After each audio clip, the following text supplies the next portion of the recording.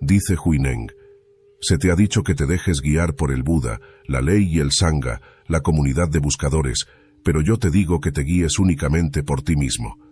Si te dejas guiar por el Buda, y el Buda aparece como una flor de loto, de una hermosura tremenda, celestial y divina, Huineng dice, mátale enseguida.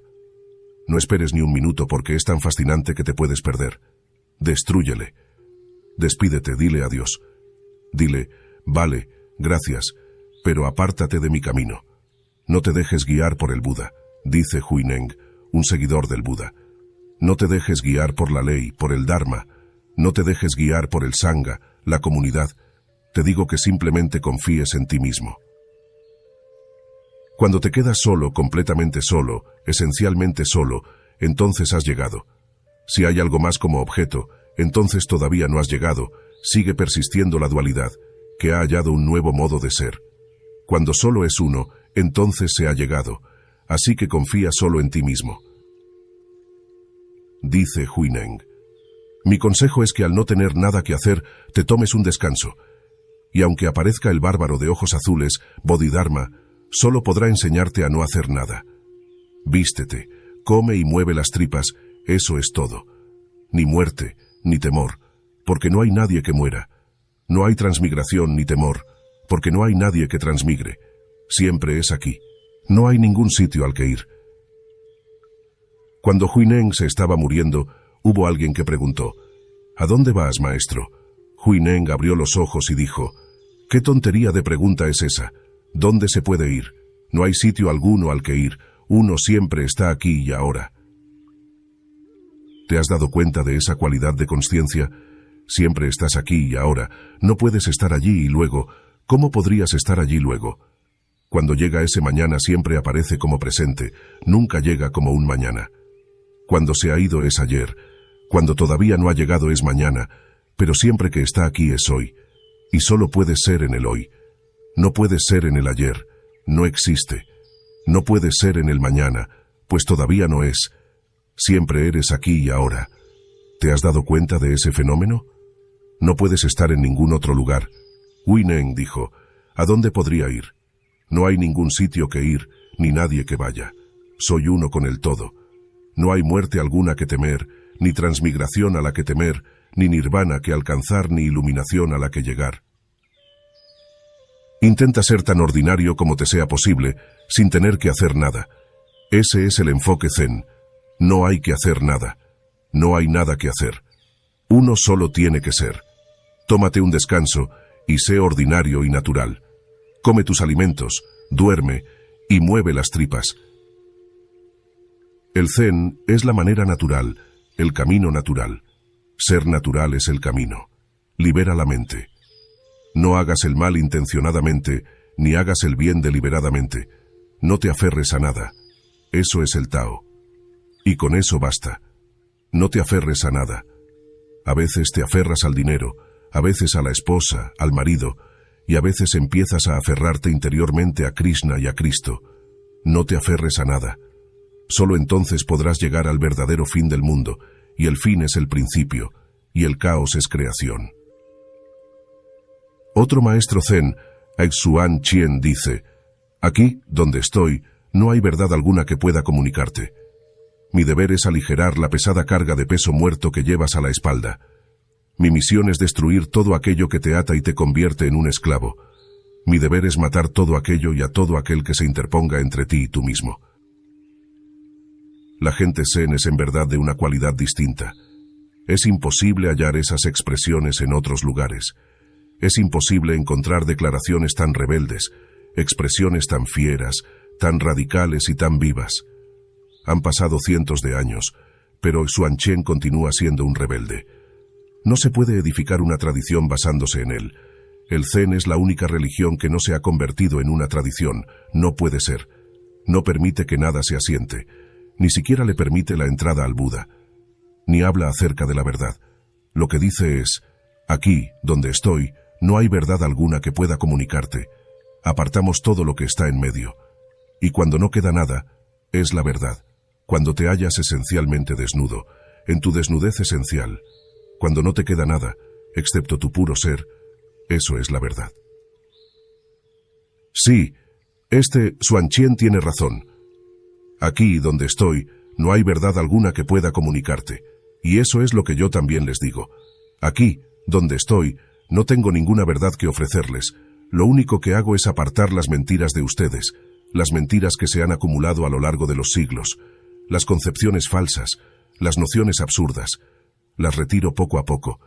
Lo único que hago es despojarlos de cosas. No les estoy dando nada. Cuando se quedan sin nada y no se aferran a nada, ahí está. Siempre ha estado allí, y lo único que necesitan es abrir completamente los ojos. Al destruir la mente, el Zen también destruye el ego, porque en realidad se trata de dos nombres para la misma cosa. Escucha la historia que Suzuki narra acerca de un gran maestro Zen, Ryokan. En sus poemas, Ryokan hace referencia a un bosque de bambú que rodea su cabaña. Le encantaba su sabor, pero sobre todo cómo crecían tan rectos, su intenso verdor que mantenían durante todo el año y sus raíces que se hundían firmemente en el suelo, mientras que el tronco era hueco, simbolizando la nada. A la gente Zen siempre le ha gustado los bambúes. El bambú es su símbolo. ¿Por qué? Porque es verde durante todo el año. Es verde en todas las estaciones, llueva, haga calor, llegue el invierno o lo que sea, siempre es verde. No hay nada que lo haga cambiar. Vive una especie de eternidad. Su verdor implica su frescura, su juventud, su esplendor, su viveza. No acumula peso muerto. En segundo lugar, tiene raíces sólidas en el suelo, está profundamente arraigado. Este es otro punto fundamental que debemos tener en cuenta. Una persona necesita estar firmemente arraigada. Estamos en la tierra, somos de la tierra y estamos hechos de la tierra. Necesitamos estar profundamente arraigados. Hay muy poca gente que está verdaderamente arraigada. Son como árboles desarraigados. Y lo que llamamos religiones, en realidad, nos desarraigan en gran medida. Comenzamos a vivir en el cielo, en las alturas, y nos olvidamos de la tierra.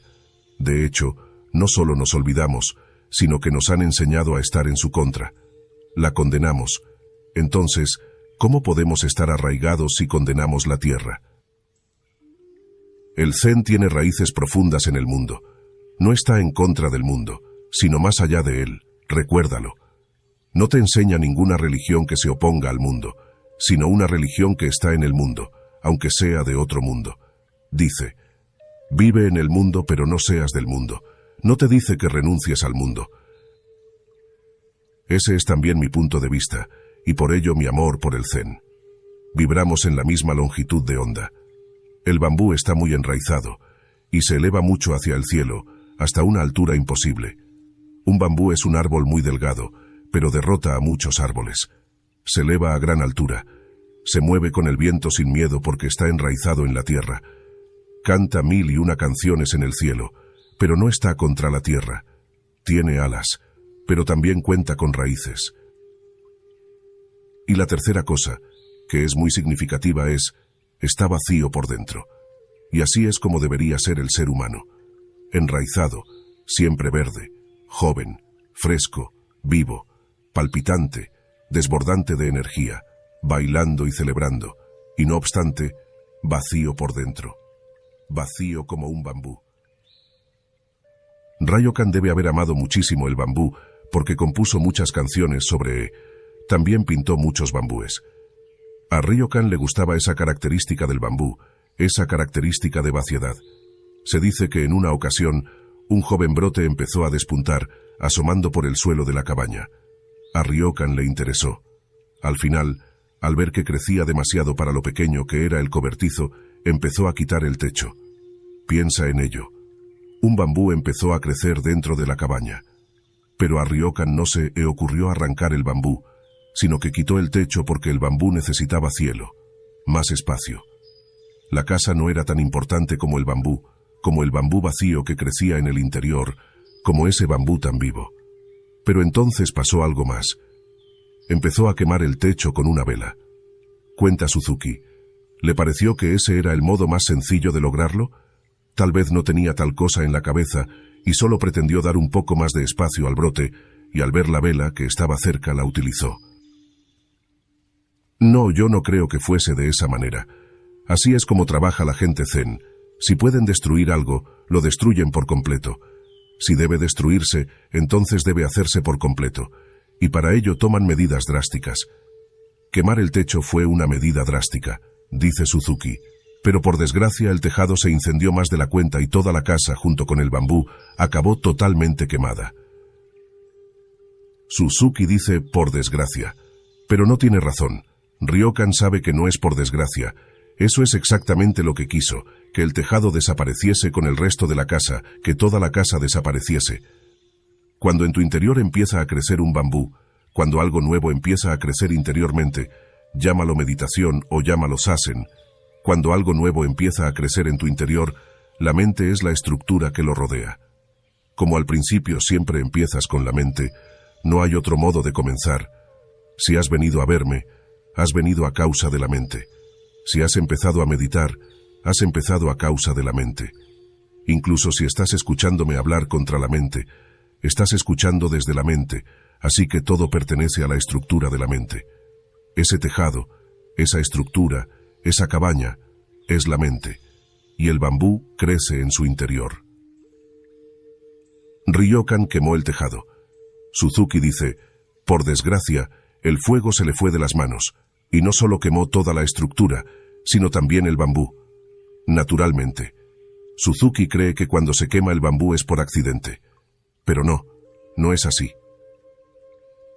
En primer lugar, a fin de proteger tu meditación, tendré que quemar la estructura de la mente, pues esta meditación que has iniciado es parte de tu mente. Cuando la mente se ha quemado, la meditación también habrá ardido. Esta mente y esta meditación van juntas. Esta meditación parte de la mente se irá con la mente. Una vez esta meditación y esta mente hayan desaparecido, llegará otro tipo de meditación. Sí, ese es el sentido de esta bella historia. No estoy dispuesto a coincidir con Suzuki, que no ha comprendido el sentido. Se ha quedado demasiado enganchado al bambú. Ha perdido el hilo. Por fortuna el fuego se extendió más de la cuenta, de hecho, esa fue la idea original. Cuando un maestro como Ryokan hace algo, sabe perfectamente lo que está haciendo. No puede ser un accidente.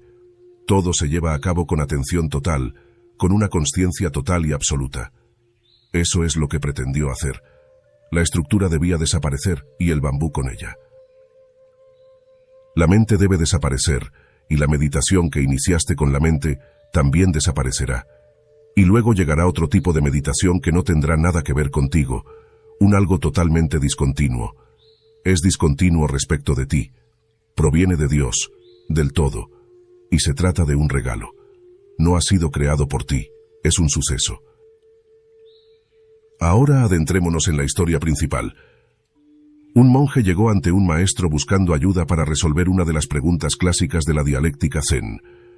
¿Qué sentido tiene la llegada de Bodhidharma desde el oeste?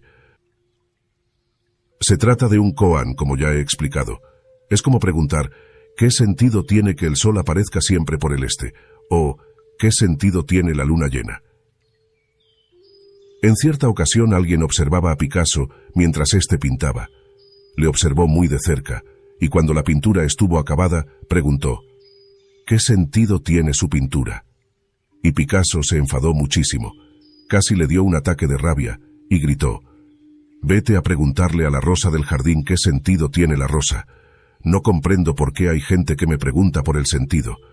Si la rosa puede estar ahí sin ningún sentido, ¿por qué mi pintura tiene que tener alguno?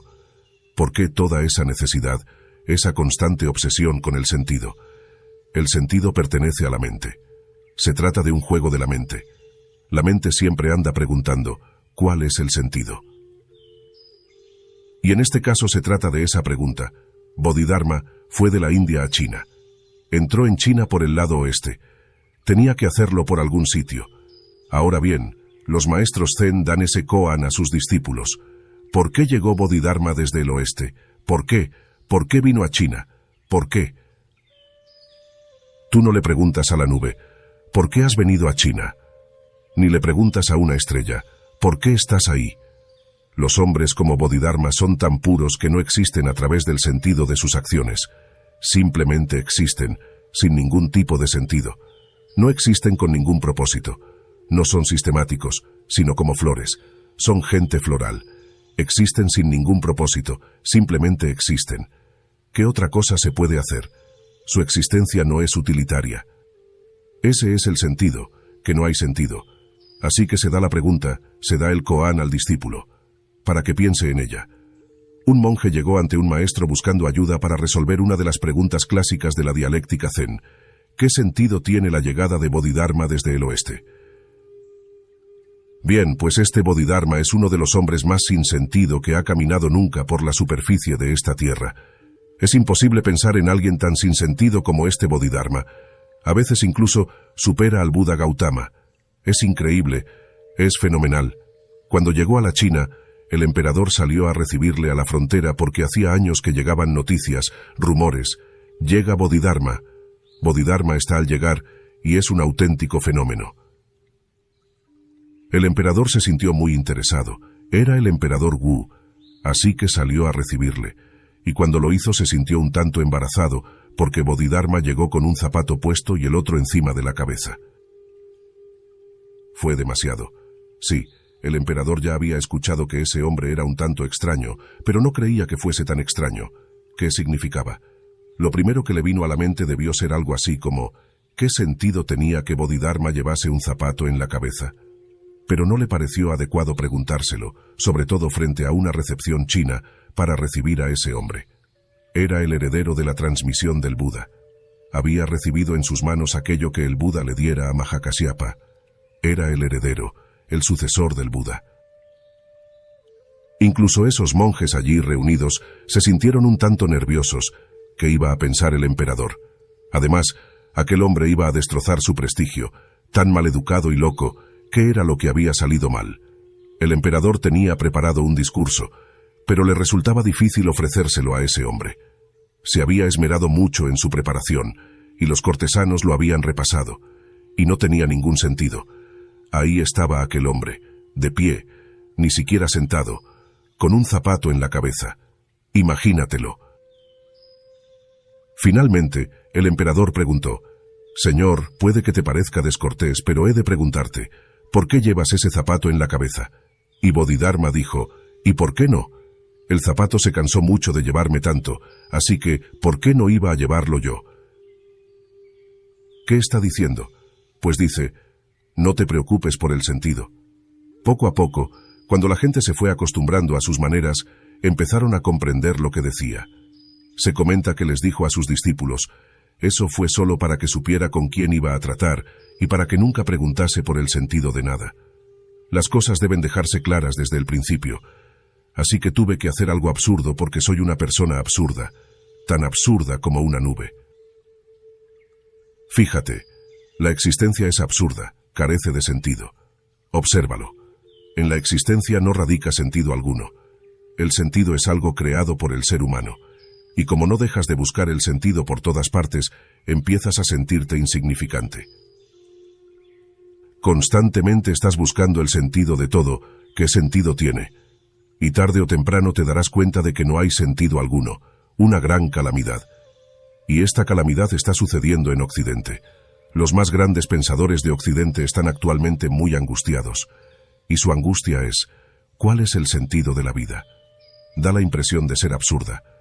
Lo que ocurre es que les han formado en la creencia de que solo se puede vivir con sentido. Deberían escuchar a Bodhidharma, deberían acercarse al Zen. El Zen dice que no hay sentido, ni necesidad de buscarlo. Disfruta de este tremendo sinsentido. No hay propósito alguno. La existencia no va a ninguna parte, carece de toda orientación. Simplemente está aquí. Es una celebración, una alegría, una broma.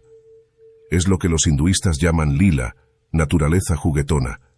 Esa palabra es totalmente correcta. Lila significa naturaleza juguetona. En un juego uno no pregunta el sentido. En un juego no hay sentido. El juego en sí mismo es la alegría, el gozo.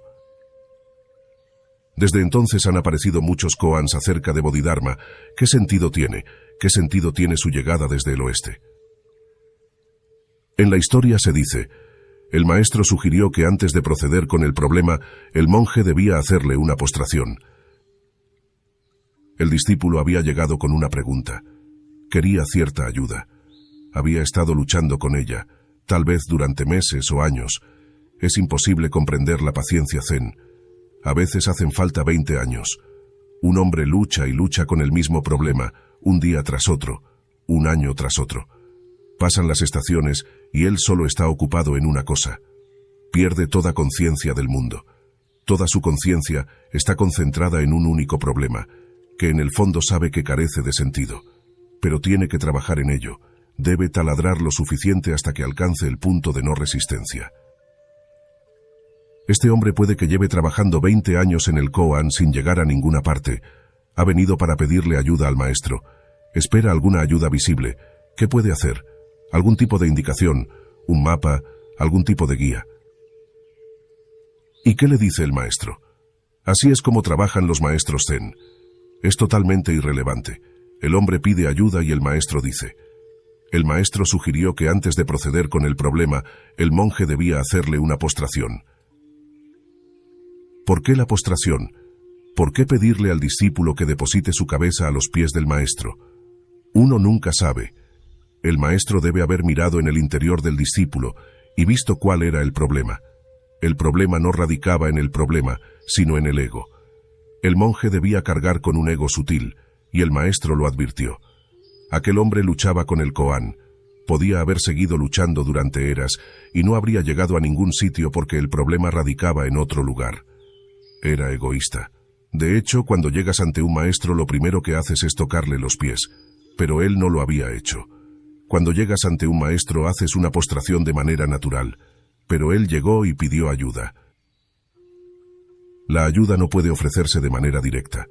La ayuda solo puede ofrecerse cuando se es humilde, si no, no se puede ayudar.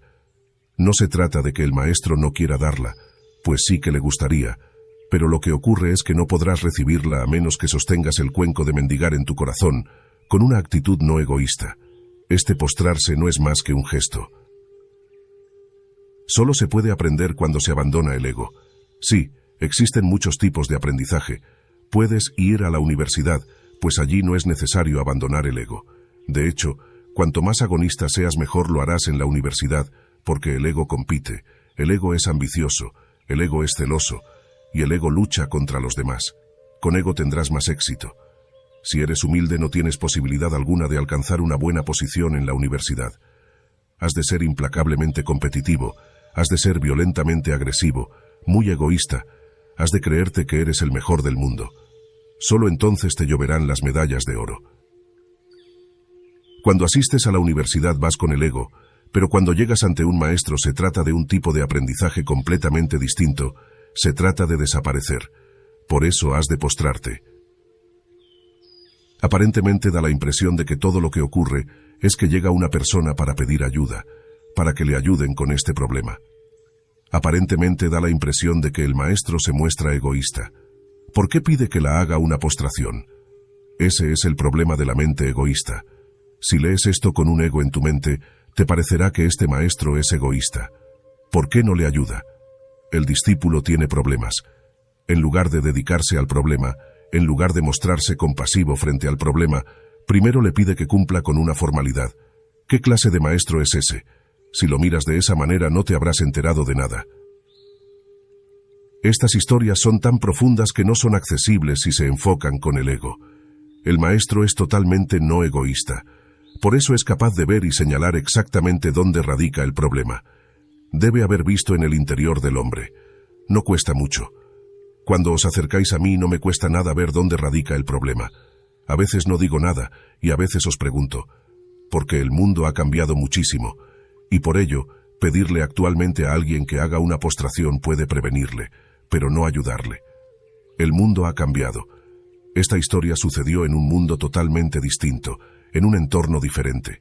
Ahora todo el mundo es educado en las maneras del ego. A veces les pregunto cuál es su problema. Veo su problema y les pregunto, ¿cuál es tu problema? Me gustaría que me dijeras algo al respecto. Si considero que te estás acercando, entonces te doy algunas indicaciones más, te acerco más. Pero en lugar de decir, tu problema es tal, en lugar de señalarte directamente el problema, prefiero que me lo reveles. Eso te ayuda a seguir siendo egoísta. Sientes que me lo estás explicando, que me lo cuentas, y tu ego se siente satisfecho. Primero debo persuadir vuestros egos. Pero, claro, al final los persuado para que se suiciden. Pero eso al final. No puedo hacerlo justo al principio. Al principio debo hacer todo lo posible para apoyarlos. Cuando alguien viene a verme le dedico mucha atención. Cuanto más están ahí, más empiezo a olvidarme de ustedes. En la historia se dice, mientras el monje se postraba devotamente, el maestro le propinó un buen puntapié. ¡Qué humillante! Primero le pides que se postre, luego le sacudes, le das un puntapié, le tratas como si fuese una pelota de fútbol o una piedra en el camino. Pero fue una buena patada. Le pateó exactamente en el problema. Esa patada puso en marcha algo. La parada funcionó casi como un electroshock. La inesperada patada resolvió la turbia cuestión en la que el monje se había visto sumergido durante algún tiempo. La patada fue totalmente inesperada. Cuando le estás haciendo una reverencia a una persona humilde, no te esperas que te sacuda un puntapié. Estás siendo tan humilde, ¿cómo esperar algo así? Sí, podrías esperártelo si te estás peleando con alguien, pero cuando te estás entregando, ¿por qué deberías sacudirte? Resulta tan inesperado e ilógico. Pero esa es su lógica, la auténtica. Precisamente por inesperado puede llegar a provocar algo. La mente es incapaz de atajar lo inesperado y se queda pasmada. No puede explicárselo, de ninguna manera. Está simplemente pasmada. No puede hacer nada al respecto. Resulta tan inesperado, tan loco. La mente se detiene, se abre una rendija. Surge un intervalo provocado por el puntapié. Pero ese puntapié no se le puede propinar a cualquiera. Pero aquel hombre se lo merecía. Se lo había trabajado durante años. Había llegado a un punto en el que un ligero empujón, una patada, resolvería su problema. Y toda su irresolución desapareció en ese instante. De repente se tornó uno. Desapareció toda su confusión. Por esa rendija entró la luz, la claridad. Con ese puntapié repentino le penetró en el corazón algo parecido a una flecha. En la historia se dice que cuando sintió el pie del maestro, alcanzó la iluminación de inmediato. El Zen es la única religión en el mundo que enseña la iluminación súbita. Dice que la iluminación no requiere tiempo, puede suceder en una décima de segundo. En realidad así es. Puede que debas prepararte durante años, pero siempre que sucede, tiene lugar en una fracción de segundo. No ocurre gradualmente ni en partes. No ocurre a veces un fragmento, luego otro y más tarde otro más. No creces en esa dirección lentamente. Se trata de un salto. El término exacto proviene de la física. Es un salto cuántico. Un salto repentino y un instante después ya no eres el mismo. Ha cambiado toda la consciencia. Pero recuérdalo, requiere de una gran preparación. No estoy diciendo que tengas que venir ante mí para que te dé un puntapié y suceda. Antes de que te dé un puntapié en la cabeza, tendrás que haber taladrado hasta el final. Cuando solo queda el último núcleo, una pequeña resistencia, cuando estés al borde, entonces será cuando el puntapié te ayudará. Entonces bastará un puntapié y... ¡zas! Más tarde le decía a todo el mundo con quien se cruzaba: desde que Matsu me propinó ese puntapié no he podido dejar de reír. Sí, cuando ves por primera vez, surge de ti una gran carcajada. Una carcajada acerca de la ridiculez de tu miseria. Una carcajada acerca de la tontería de todos tus problemas. Una carcajada acerca de lo absurdo de tu sufrimiento. No era necesario. No tenía ningún sentido sufrir. Te hallabas sumergido en una pesadilla que tú mismo habías creado. Eras el autor y el actor, y el director, la pantalla, el proyector, el espectador y todo lo demás. Tú la habías creado. Solo era una pesadilla. No era necesario permanecer en ella ni un minuto, pero viviste en ella durante millones de años, y de ahí la carcajada. El discípulo tiene razón cuando dice: desde que Matsu me propinó ese puntapié no he podido dejar de reír. Sí, así es. Tu miseria es simple estupidez. Es ridícula. Te aferras a ella y por eso continúa ahí. Y no dejas de gritar: no la quiero, pero no te separas de ella. Cuando llegue el día en que veas cuando te den el puntapié y abras los ojos para ver, no podrás creerte que hayas seguido insistiendo durante tanto tiempo. Cuando el Buda llegó, alguien le preguntó: ¿Qué habéis logrado? Él se rió. Nada, dijo. De hecho, he perdido algo, no he logrado nada. Y el hombre insistió. Pero siempre hemos creído que una persona iluminada lograba algo. Es un error, contestó el Buda. He perdido algo, mi miseria, y no he logrado nada, porque cualquier cosa que pienses que he logrado siempre ha estado ahí, y ahora me río ante tanta ridiculez. ¿Cómo no fui capaz de verlo? Estaba en mí, en mi interior. ¿Por qué no lo veía? ¿Por qué? ¿Cómo has pasado por alto a Dios? Tú eres Dios. ¿Cómo puedes andar en su busca? Me han contado que, cuando un monje le preguntó a Huineng cómo se alcanza la budeidad, éste le propinó una paliza diciendo, si no te pego, todo el mundo se reirá de mí. ¿Qué quiere decir Huineng con eso? Pues está diciendo, el esfuerzo mismo por querer alcanzar la budeidad es una tontería porque tú eres un Buda. Si no te pego, la gente se reirá de mí, al menos quienes saben. No puedo ayudarte a convertirte en un Buda, ya lo eres. Ya eres eso que andas buscando, de ahí la carcajada. Medita en esta pequeña historia. Tiene un tremendo significado. Y esfuérzate, taladra, perfora la mente, para que un día seas merecedor del puntapié.